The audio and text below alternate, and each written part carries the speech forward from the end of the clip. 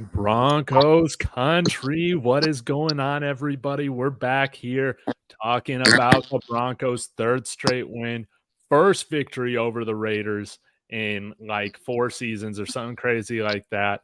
We did it in dominant fashion after the first quarter. Fantastic. I'm here joined by my good friends, Mark from MarckySports and Jeremy all the way in Mexico, taking time out to talk Broncos. So y'all be sure to say thanks. Go follow Marky Sports, smash that like and subscribe.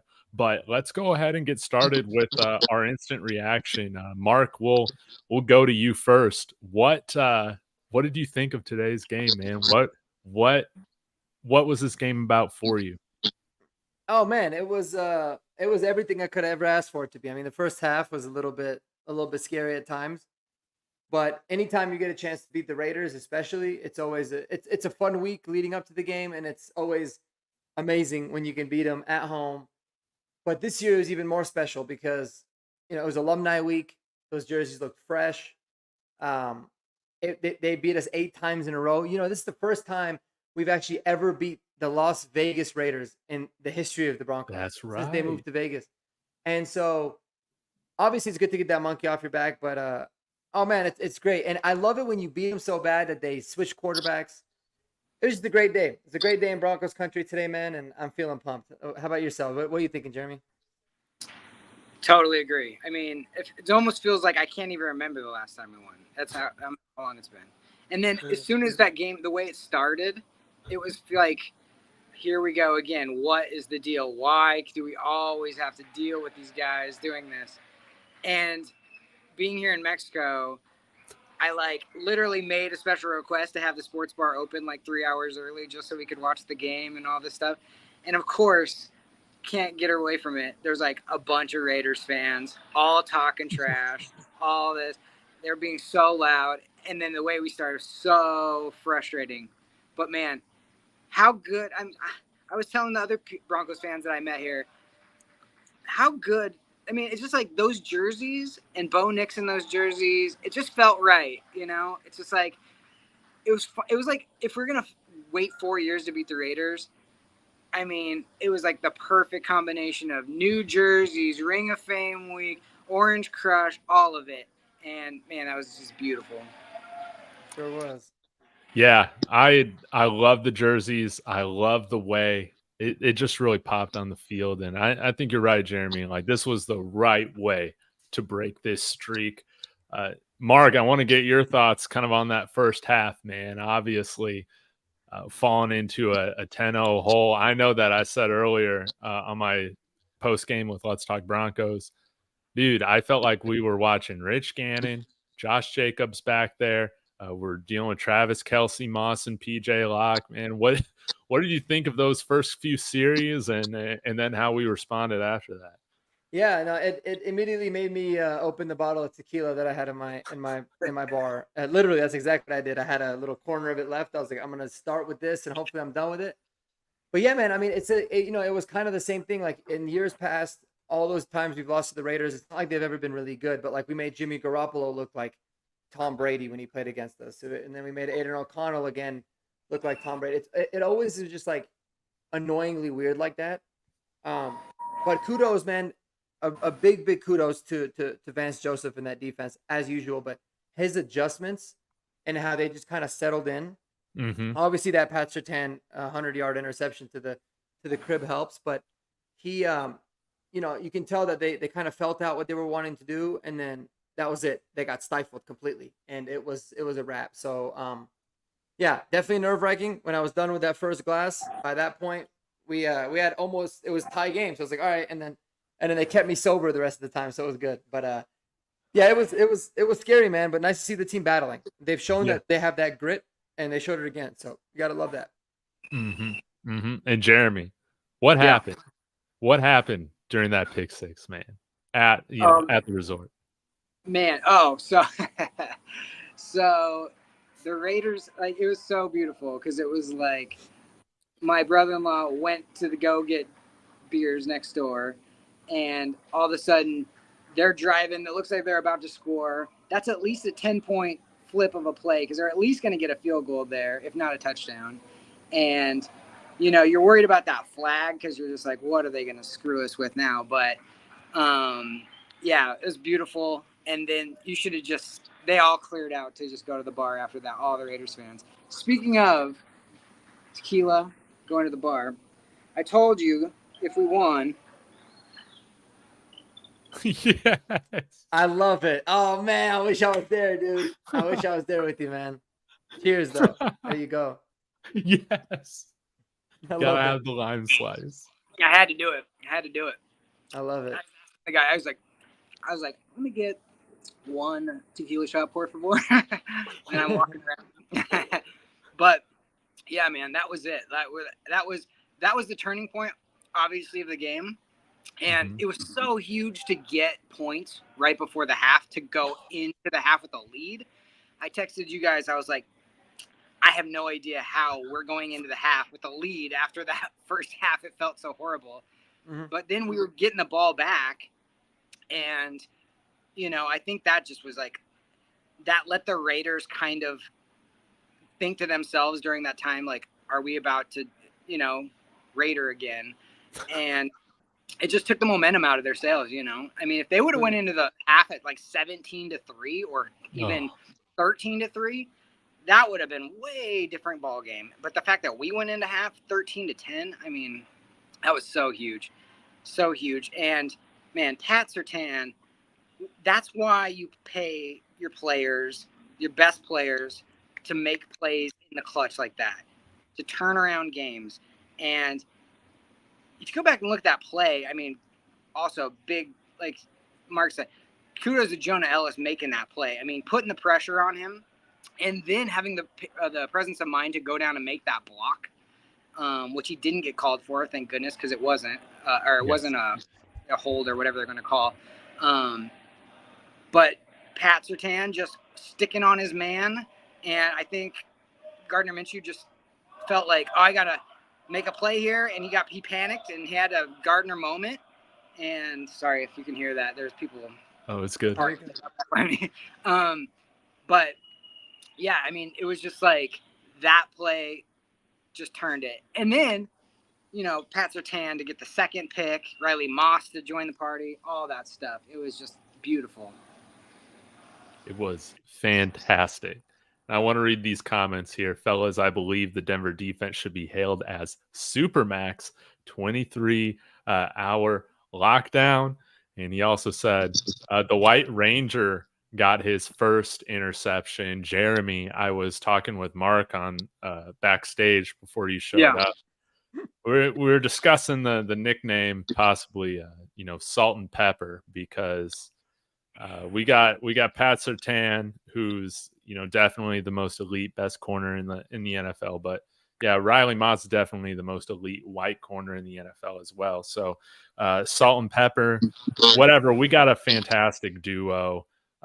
Mark, what did you think of the secondary play of Riley Moss? All these guys. Oh, it was phenomenal. He's been phenomenal, and the best part is he's gotten better every game. And I think Pat Surtain getting 2 interceptions finally is a direct result of that, right? Because now teams are actually throwing towards him, because early in the year it was like, just keep testing this kid, and then they kind of, you felt like it was gonna eventually flip, and it did, and that allows for Pat Surtain to be able to make those plays too. So he's what I love about him is that he's extremely technically sound, and he's a very physical corner. Like he has the physicality of a safety, but he's unbelievably sticky. He's unbelievably he just plays his ass off. He's good in the run game. He's good in all sorts of coverages. So and the secondary as a whole, man, their entire communication, how cohesive they are together, it's really impressive to watch, for real. There's been so many coverage sacks. I don't remember any time in a long time where a team's gotten a lot of sacks strictly because of coverage. Granted, our pass rushers have been really good this year too, but there's been so many times where you're just like, damn, like there's clearly nobody open because he's holding the ball, and then we end up getting to him. So amazing job. It's awesome to have to have that duo, and I think it's just going to lead to more Pat Surtain interceptions. You guys remember when Champ was here? The Champ went like a season and a half or 2 seasons maybe, where I don't even know if he had a pick or maybe like one or two. Like he didn't get a lot of interceptions because people stopped throwing it to him. Yeah. So that'll happen. But now that we have somebody on the other side, man, where the hell are they going to go to the ball next? You know? Right. Yeah. It reminds me too. I was thinking of that, Mark, and maybe Jeremy. You can help me out too if I'm misremembering. But I don't think Champ, man, he ever had a corner opposite of him that was kind of at this level that Riley Moss was at. Of course, Chris Harris and Aqib Talib had each other. And then we had Bradley Roby kind of working in the slot during the Super Bowl run, which again, that made it kind of hard to target, anybody in the receiving game. I know this is like early, but would you guys where do you guys rank this secondary, man? Can you guys think this can really be, up there with the no-fly zone here at some point? We're starting to see some of these career-defining moments. I feel like today was a career-defining moment for Pat Surtain, as well as a coming out for Riley Moss. I mean, true, like, legendary secondaries are made in the playoffs. So you can't – it would be disrespectful to the no-fly zone to be like, oh, yeah, they're equally – but, I mean – do they have the talent to be that? Yes, they do. And what I loved about the no-fly zone is they were not afraid to hit people as well as cover. Aqib Talib will snatch your chain, snatch your girlfriend, throw you out of bounds. He didn't care. Chris Harris was so feisty and competitive. And we've talked about it over and over, but Riley Moss does not care. He will come up and tackle you. No problem. Pat Surtain, he might not want to tackle, but I mean, if the ball's coming his way, he will lay a hit on somebody. There's the tequila already happening, and then and then Jaquan McMillan the same way. I mean, to have every single section of the secondary as far as like your corners.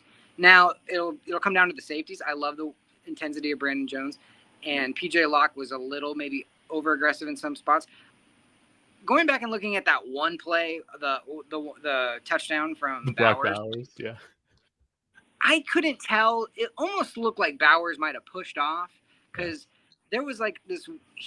All of a sudden, PJ Locke just falls out of nowhere, and I was like, I don't know. It was a weird angle, hard to tell, but that might have been a push off. I'm not sure, but yeah, I think we absolutely have the talent to be no-fly zone. Now, I will say, back to your earlier question, Champ Bailey, he had a couple pretty good corners. He had Dre Bly. He had Andre Goodman. He had some guys that were pretty decent, but like the way that Riley Moss is looking right now, I mean, he had Darren Williams too. Look at that. And Darren, we never got to see that full potential. Yeah, and I think if I remember correctly, when Darren was starting, that was when Champ had his best year or his most amount of picks as a Bronco. 9 or 10 in a season. When we first traded for Champ, that first year, they tested him a bunch, and he got a bunch of picks, like, right away. And then after that, like you said, David, there would be, like, half a season where you feel like they haven't even thrown at him. They haven't even looked to that side. So, I mean, that's a great luxury to have, to be able to do that. But only in football can you just basically ignore somebody. And that's great, but it's also that person's not making extra plays. He's making plays by locking down a side, but he's not getting thrown to make a game-changing pick or all that kind of stuff. But like you said, Mark, exactly right. Pat Surtain is going to finally start to see some balls because they're going to get tired of throwing to Riley Moss too. I mean, they're going to have to be like, well, if our second guy and our third guy are covered, we might as well test or throw it to our best receiver, and see if he can make a play. And, you saw what happens too. So this might change that. People are going to get scared again, but yeah, absolutely. And I did want to call out on that second interception. I'm sure this had to do with the formation, but Pat Surtain was on Brock Bowers. Brock Bowers was who was being targeted for that pass. And again, just goes to show you can put him on anybody. And even if that guy is bigger or stronger, Pat Surtain's able to make a play in which he's flipping the momentum of the game. And like you said, Jeremy, it's a total luxury to have. And yeah, some of these quarterbacks, they're going to be put in really tough situations because there's not, I mean, I'm trying to think of some of the other corners that we've had like over the years. The guy from New Orleans, I'm forgetting his name, or like, Tony Carter, opposite of Champ Bailey. Like, there's always been somebody to pick on, but there really isn't anybody that you can truly pick on in the secondary, and that's a rare dynamic. Yeah. No, it is, man. It's an impressive unit. I love the way they're playing, and even Justin Sternad, man. I mean, Yeah, kudos to him. The guy's just filling right in for Alex Singleton. It doesn't really seem like he's missing a beat. He's playing awesome. He's flying around, physical. I love this defense a lot. And what's crazy is, like, we could still get Damari Mathis back. We still have Levi Wallace as a vet, so we've got like so much depth too behind these guys. Brandon Jones has just been locked down. And so, yeah, it's a great group overall. And when you have a defense like that, man, you're going to give yourself a chance in every game. And that's all you can ask as the offense is developing. So it's awesome. Jeremy, any last thoughts on the defense? Yeah, one more shout out. Remember like the 6'4" corner we had, Lenny Walls? I loved him, dude. I was like, throw over there. Number 35. Right? Yeah. Lenny Walls. He was like money for like a year and a half, and then it went away. But like, I love Lenny Walls. And then also, who was the other person I was just thinking of? Oh, I lost Dominic Rogers-Cromartie too. Oh, that's right. But he was like he was playing when Champ was like in the late part of his career, and that's why we got to leave, because we were about to pay DRC, and he was like kind of hesitant about the contract, and it was like, and so Elway was like, screw it, I'm just gonna call Aqib Talib in the last minute, and Aqib Talib was like, boom, I'll come, and we're like, all right, DRC, and that was heaven sent, right? Yes. But yeah, no, the defense, like, I love Justin Simmons. We always talk about this, like, no disrespect to Justin Simmons, but like, this is the kind of thing I honestly think Sean Payton was hoping for when he let Justin Simmons walk, is a different attitude of the defense. This defense feels so much meaner, and they feel so much more intense. Like, Justin Simmons is a perfect piece to have, but he's such a vocal leader that it kind of, everybody is like, says the right thing, and it's like, no, you got to have the dogs, as they say, and it feels like we have that, especially on the line. They're just getting after people, and then you're throwing it to the corners, and then they're going to get after people. And now, like you said, Sternad is getting, like, I just love the intensity of the defense, and they're picking up the offense. And then it was so nice, again, like last week, it was so nice that the offense responded and was able to just like put away the game. Mm-hmm. Mm-hmm. I want to shout out to JFM, man. Like, it was nice to see us building off of what you were saying, Jeremy, with just the attitude. Like, JFM, and he took this rivalry to heart, and I appreciated that. I think he was going at it with one of their offensive linemen, threw in, shades to Aqib Talib, that eye poke at the end of the game. You love to see it, but I think you're right, man. Like, this, we got some serious dogs on this defense, man. They got serious attitude. Even somebody that you might, judge a book by its cover, so to speak, with Riley Moss. Nah, dude, that guy is a dog, and he plays with attitude. I'm loving the identity that Sean Payton's developing on this defense. But Mark, unless you got some other thoughts on defense, would love to kick off getting everybody's thoughts on just the offense. Yeah, go for it, man. I think the defense, you guys broke it down good enough, and I think their play is speaking for itself, man. So, we can talk about the other side of the ball for sure. Yeah, let's do it. Well, obviously, slow start per usual, despite one game, man. What did you make of the offense today as a whole? Kind of general thoughts, and guess we can focus on Bo Nix too, at first and go from there. Yeah, for sure. I think, obviously you saw kind of what we've seen all year. It's certainly still an offense that's a work in progress that kind of struggles to find the rhythm a little bit, but then they have those long sustained drives where all of a sudden things start to click. And it happened again. It just took a little bit longer, but I loved the balance again. The second half was obviously really, really great. But I loved the balance that we had. I think we stuck with the run. We were really effective with the run. We were effective spreading the ball out and getting the ball into the backs. Javonte had a great day overall, both catching and running the ball. And I just kind of like how we stuck with it, and we ended up taking our shots. But once the offense starts to get into those rhythms, it's almost like once they get 2 first downs on a drive, it's going to be a really, really good drive. Otherwise, just bank on it that nothing's going to happen. And so I think they did a much better job in doing that, especially in the second half. And yeah, man, I mean, I thought Bo had probably his best half of the year today versus the Raiders. I think mainly because I felt like he was very in command. I thought he was extremely accurate. I saw him make a ton of really good throws. It seemed like he wanted to be the aggressor. Obviously, that unbelievable dime that he had to Troy Franklin was, I mean, beautiful. Everything about it. 60 yards, high up in the air, dropped it in the bucket. Troy Franklin drops it, which was obviously infuriating. But no, I thought he was great. I thought he was really good. I loved when they started using the tempo. Did you guys notice that too?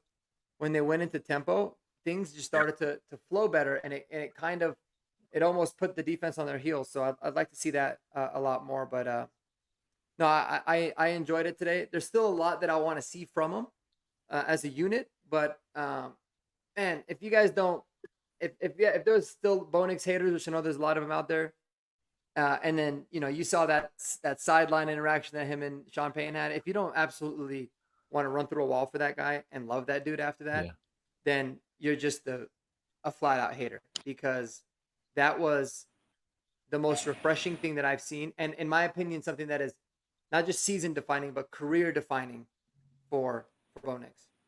For better or for worse, I think it's something that's going to define his career and moving forward. So I loved it. Mm-hmm. Jeremy, thoughts on that? Yeah, you took the words right out of my mouth. As far as there was not such a better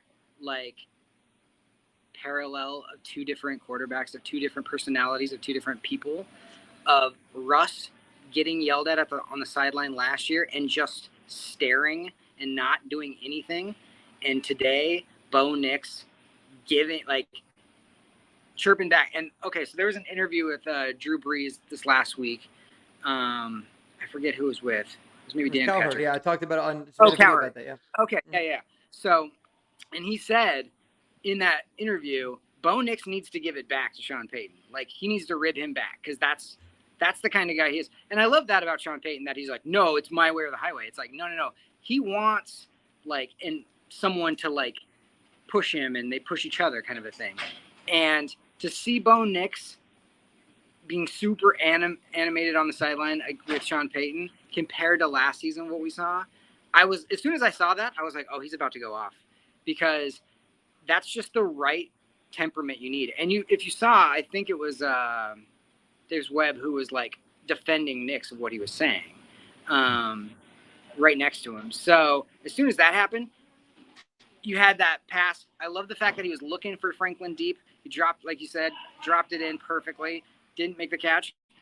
But that touchdown throw he made to Josh Reynolds was exactly the Bo Nix Oregon player I saw. Perfect. Because it was perfect touch. He knew that the leverage that Reynolds had created, he just put it right into the corner, but not high anymore. Last week's touchdown was a nervous throw still, even to Sutton, who made a nice catch and got his feet down. And people were like, oh yeah, but that throw, not the Josh Reynolds throw. That was absolute money.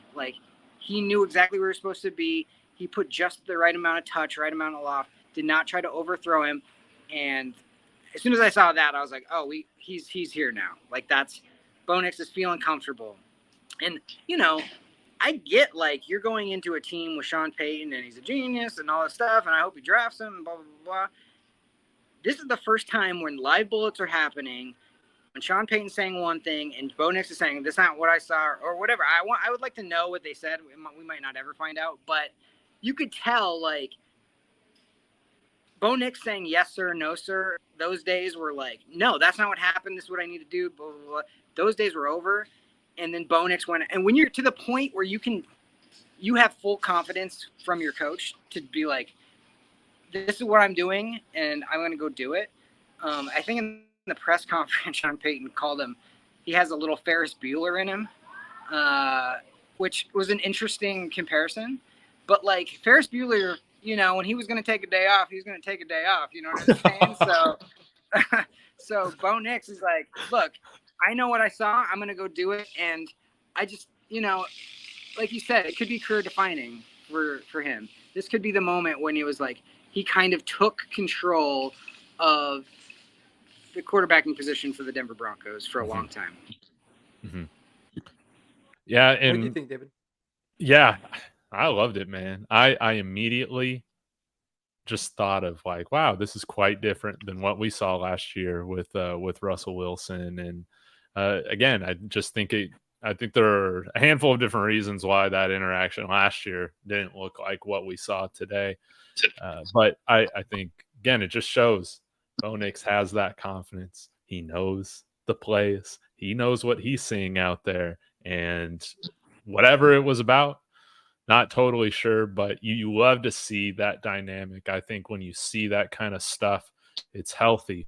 As much as we hated Josh McDaniels here, we'd see Josh McDaniels and Tom Brady yelling at each other on the sidelines about this and that all the time. We would see, are you serious, Dak Prescott, man? Sorry for ruining that play, Mark. But you know, it, and Tom Brady and Belichick, like they'd go at it too. So I think it's a healthy dynamic that we have that from our quarterback. And I also think that it's going to do favors for him as well in the locker room, like kind of gain some more respect in a locker room of, you know, guys who, albeit a young team, who are, many of them are older than him. So I loved it. I was going to ask you, Mark, kind of what your interpretation of Bo's press conference answer was to what were you and Sean talking about. I thought that talking about this pre-show was I loved your insight on this, so I'd love to hear your opinion on it. Yeah, no, obviously I loved it, and this is something that I really loved about Bo Nix, you know, pre-draft, when I was really looking at all the quarterbacks. He's somebody that is not only comes off to be, you know, you hear all the reports about he's extremely intelligent when it comes to football. Obviously, I never personally would have known that, but he has an incredible maturity to him and a sense of just like understanding that, you know, how to handle the media and how to do it in a joking and fun way, but also be very serious. And so when they asked him, like, what was that altercation all about? He just kind of looked at him and said, you know, Sean said, I love you. And I told him, I love you too, coach. And then he kind of laughed a little bit. And then he just became very serious. And like, that was the end of the answer. And I think that there's so much psychology to it. Just like, you know, a point that you were talking about previously with him is like, think about how comfortable he obviously not only is in his ability to play the game, but like in terms of where his standing is in the locker room and with his coach, you know, 5 games into his NFL career, to the point where he can just be like, I'm going to give it back to you. And it's going to be constructive and it's going to be a good thing. And I mean, that's huge. That's, you know, stuff that you would see from a, you know, Hall of Fame type of a player or somebody that's had a lot of success in the league. And whether it's right of him to do it or it's wrong, you can't help but appreciate it and think that it's a wonderful thing. And what I was really surprised by too is even on the sideline, it's almost like when he gave it back to Sean was kind of taken aback a little bit, but then he wasn't really angry. He was kind of like, all right, like, damn, I feel that. And then to be able to go out and get, you know, 2 touchdowns back to back is not surprising. But yeah, I'm curious to know what it was about. There was a lot of speculation that I read about. Some people said that he talked about, I didn't want him to flip a play, but he called the play as flipped. Somebody else, I forgot who it was saying that they heard some reports that on that throw to Franklin, he had Mims wide open, and Mims was the primary read. Oh. Right? But it's also like he made the right throw. Yeah. He threw it to the end zone to a wide open person. Like, I don't really care if I'm looking and you're seeing primary read, but you're like, holy shit, that guy's in the end zone and he's wide open. You throw that ball every time. But I get it, because it's like that could develop bad habits if it continues. It's not always going to be like that. So I don't know what it was, but I loved how they both handled it, and I think it's funny that it's not going to get nearly the press that it did last year with Russ and Sean, because Russ's PR team is unbelievable. But I loved everything about it, man. Like that was I love that almost more than I love getting the win. That was fantastic. Jeremy, any other thoughts on Bo Nix, or feel free to open it up to anybody else in the offense that you'd like to shout out, and then I would like to get to kind of looking forward, where the Broncos go from here. But yeah, would love to hear your thoughts on the offense.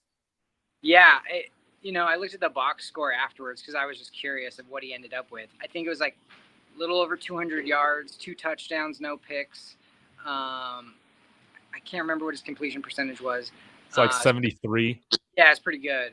And Yeah. then his passer rating was like 117.2 or something. So, that's not going to quiet down the Bo Nix haters. It's just funny how, like, I would say it feels like 80% of Broncos country is like Believers, but like, I think that's funny that he has a nickname like very similar to Justin Bieber, but Believers. But the fact that like as soon as I saw so many people take that opportunity to like drag him after the Jets game, and you're like, okay, if Aaron Rodgers can't even grip the ball, and you're gonna like take it out on the guy that's his 4th game ever, that was fresh. That was like so annoying. And then like we talked about the Franklin catch, we would have ended up with putting 40 on him, and he would have had probably 250 yards with 3 touchdowns and 0 picks. I mean, let's just like, I loved it. Like you said, Mark, I don't even care if we won, lost, whatever. The fact that he was giving it back to Peyton and there had that moment, and it was like that's when it, to me, it was like felt totally different. And so, yeah, he spread the ball around. I love the fact that he's not afraid to, like, there was a couple times there was nobody open, and he just took off with it and made some really, like, nifty runs. He's not one of those. I listened to Jake Plummer talk about Bo Nix, who loves Bo Nix, by the way. And he loves the fact that he dives for balls. He's very aware of the defenders around him, and not just in the pocket, but even when he's running the ball, he'll dive knowing he's not going to take a big hit. Some guys just get blown up, and he just seems to be really smart with it. If I have to slide, I'll slide. If I have to get out of bounds, I'll get out of bounds. But if I can dive for it and not take a big hit, I'm going to do that. And he just gets those extra yards. And I just love his, like, awareness. In basketball, it'd be court awareness. But, like, his field awareness of defenders is so good. And, yeah, I mean, it's exciting because we started 0-2. And, again, we had to play 4 really tough defenses. This was going to be a big one because, man, just the Raiders had our number for 4 years. And, yeah, it was lining up, Devontae Adams, all that stuff, the coach, Max Crosby wasn't 100%, whatever. We still needed to go out and win the football game. And there was a lot of pressure because it was like the jerseys and the weekend and all this stuff and, like, and I felt like they almost started off with a little bit of that pressure. Like they could feel it. Like we have to win this game, But once they calmed down, I just loved it. There was a comment earlier about getting, who was it? The receiver from the Texans. I don't know where he's playing now. It would be interesting to see with a true weapon for Bo Nix, because Cortland he's like a elite possession receiver, but we have like, and maybe Franklin will turn into it. Mims, there was a couple Mims appearances, which was nice, but we like to get a guy with speed for Bo would be just so nice. DeAndre Hopkins, thank you. Again, the tequila's kicking in, but yeah, no, but I mean DeAndre Hopkins, he's kind of a possession receiver at this point too. But getting a guy that would be like speed or whatever, we talked about people wanted Javonte Adams as soon as all that stuff went out. That's not going to happen. They're not going to trade in division to us. But somebody in the draft, I think the better we play, Travis Hunter, those dreams are going to go by. Yeah. But somebody in the future would be nice. But yeah, I mean, I thought the offense was after we got that turnover, like things started happening. And like you said, it seems like if we get that first down or maybe 2 first downs, then it feels like they lock in as a team. Yeah. So, we're 5 games in, and I love what we're seeing so far. I feel like they need to like feel some success. Like they still need to, I don't know if it's doubt or whatever, but it's like once they start having that little bit of success in the game, like you don't see them really take a step back from there. Like they're just rolling. And 2, I think this is the 3rd straight game, right? No turnovers from Bo Nix. I don't think that's coincidence with winning the last 3 games. He has not cost us. He has not put the ball in harm's way. I think honestly, if you want to put this game down to one play and one player, it's Gardner Minshew who lost this game for the Raiders, man. Throwing that pick 6. They never recovered from it when they had a chance to go up 17-0. And I think that is just what I'm so impressed by, is that he's not costing us games.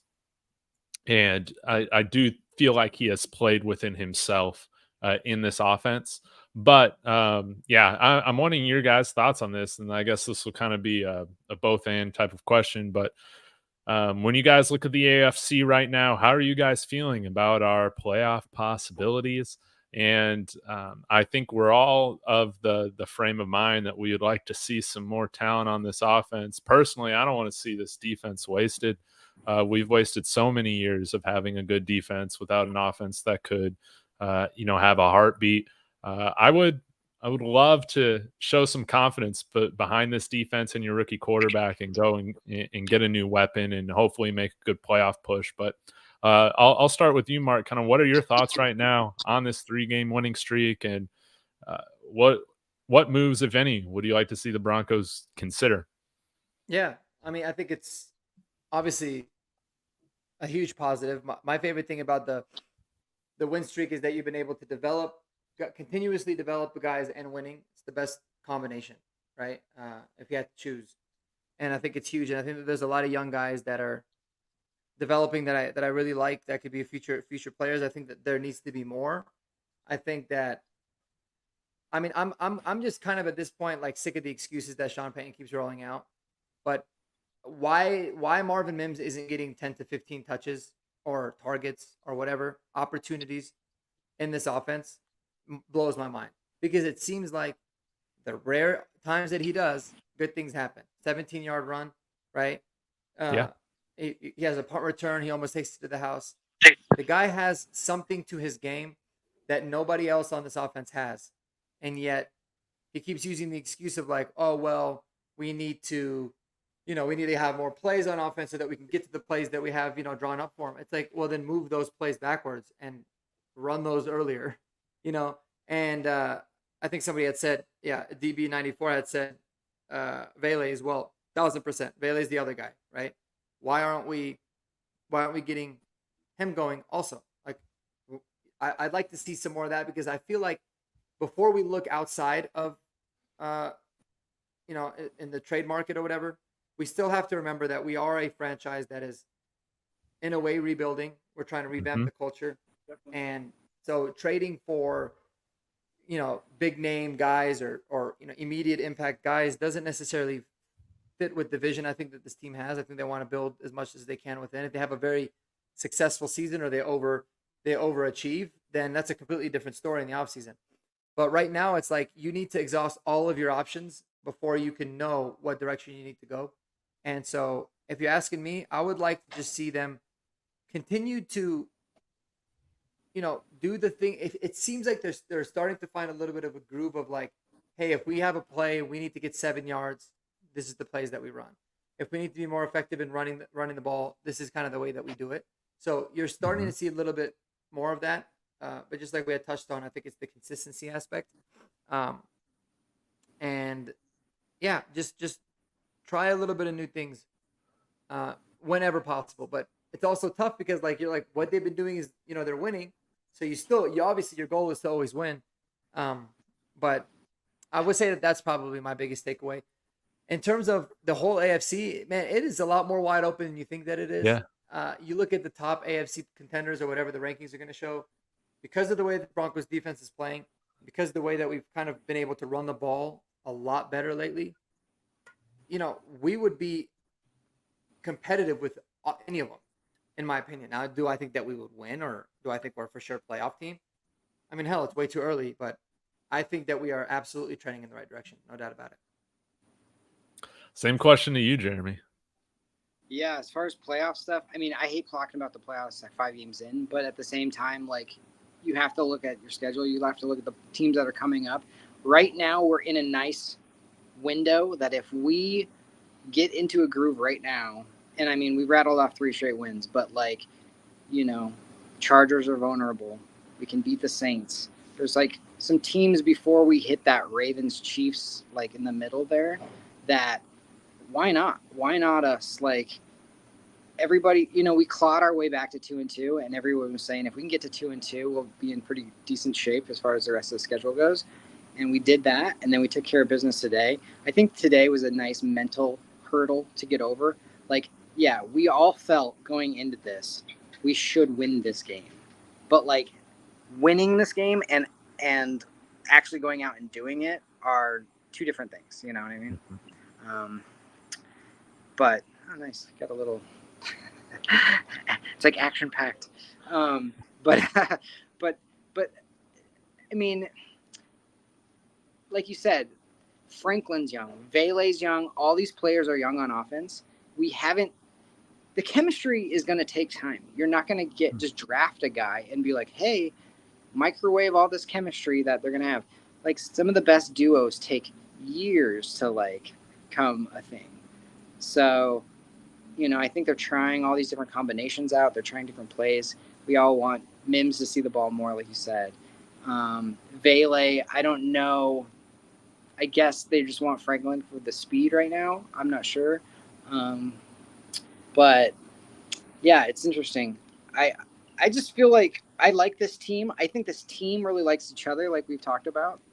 And the chemistry will come when you like going to work every day, And the other thing that I will say about having Bo Nix and having this team is there was like almost 2 camps last year of like, were you a Peyton guy or were you a Russ guy? And it felt like there was a lot of Russ receivers, and they were all posting little fingers crossed emojis and whatever that meant and whatever.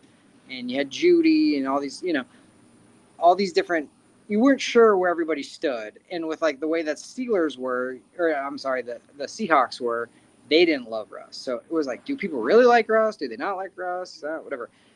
It feels like everybody, coaches on down, and the players on down, and the defensive players on down, all love Bo Nix. Mm-hmm. And that's very encouraging because it can easily turn into a thing where if the defense is balling and the offense is struggling, which is more of expected to see, they can get frustrated. And the fact that they're like, we're going to get the ball back for you and we're going to go down, it's just nice because it's like, I just like the fact that everybody seems to be on the same page and they're being patient enough, I think the fans get impatient when we see like, why isn't this guy playing? Or why isn't this guy playing? Or look at the numbers at the end of the day. Nobody's going to get 1,000-yard season or something like that.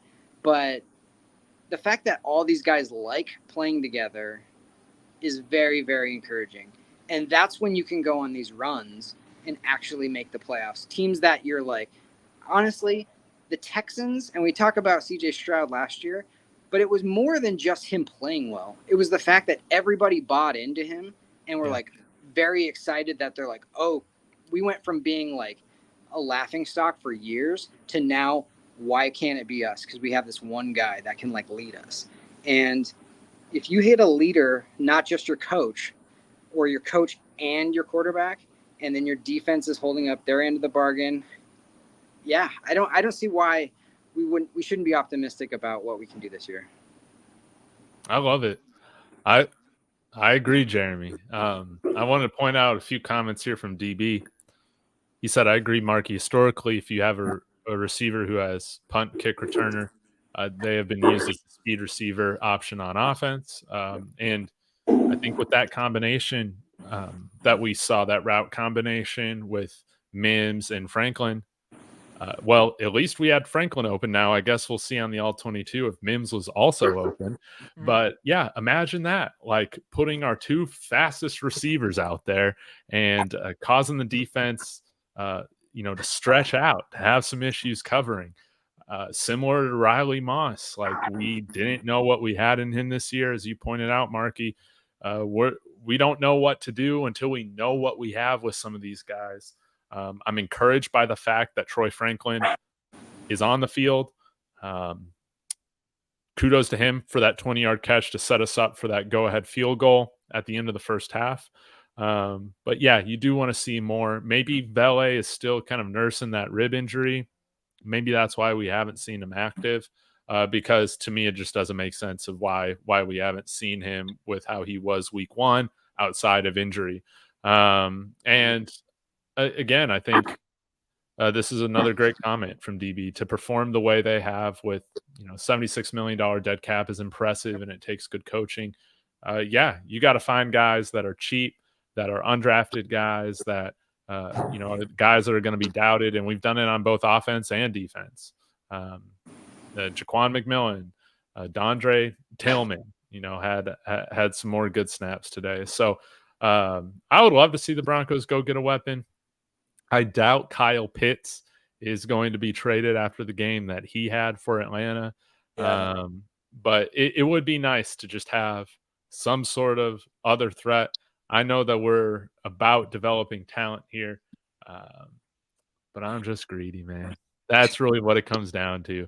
I'm just greedy. But closing thoughts again, guys. Thank you so much for coming on here. I really appreciate it. Mark, any last thoughts on today's game and where the Broncos go from here?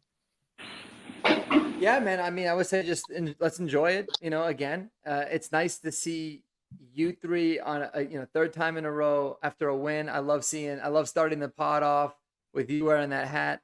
The Broncos. So as long as we can keep doing that, man, we're good. And we'll take every win as we can get it, and we'll take it on a week-to-week basis, and we'll see where we're at the end of the season. But overall, I love this team. I really do. I think that they're a lot of fun to watch. There's still going to be those frustrations, but just remember, you still got to stay patient and take what we can get. And I love it, man. And it's going to make for a much better week. So we're on to the Chargers, another divisional opponent, and hopefully we can make it 4 in a row. No doubt about it. No doubt about it. Jeremy, closing thoughts. Yeah, I just want to say, let's just, like you said, let's just enjoy this. But, a lot of people took last week as kind of 4 games in to kind of take a recap of where we were at. And I think you can do that after 5 games too, because of the 17th game season. I just want to point out, and just remind everybody, what we said in the preseason when everybody was so excited, I made a comment about, I was hoping that some of our younger coaches wouldn't leave because I was so excited about them. And hopefully I didn't lose you guys. No, you're here. But the Jim Leonards, the Vance Josephs, and can you hear me? Yeah. You guys got me? Okay. The Vance Josephs, the Jim Leonards, the Davis Webbs, those guys are just 5 games in, we're 3-2. Everything, Bo Nix is improving week after week. The defense looks better than we could have ever expected before the season started. Special teams is on point. Yeah, there's a lot to be excited about. And that's it's been a long time since I can remember feeling like this, And even when we had Peyton Manning in his prime, we knew that window was short. We knew that, the bill was coming at the end of the time there very quickly. What's so exciting about this is hopefully this is the start of a very long partnership and exciting time for us. So that's the thing. It's like, you're not only optimistic about right now in this season, but you're optimistic about what could be for the next 10 years, next 15 years. Now, I don't want to get ahead of ourselves, but just like, that's one thing to look at in the future. Like, this is the floor of where we can go. Maybe not the defense, but like, as far as the offense goes. And yeah, there's just so much to be excited about. Yep. Wonderfully said, guys. Jeremy, thank you so much for taking time on vacation to talk Broncos with us. Mark, love it as always. Thank you again for joining us. Broncos Country, please be sure, smash that like. Let us know your thoughts on the replay in the comments. And please go subscribe to MarckySports. That would make my day.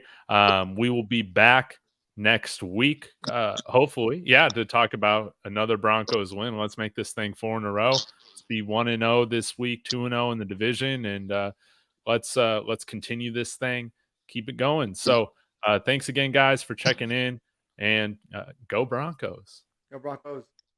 That's right.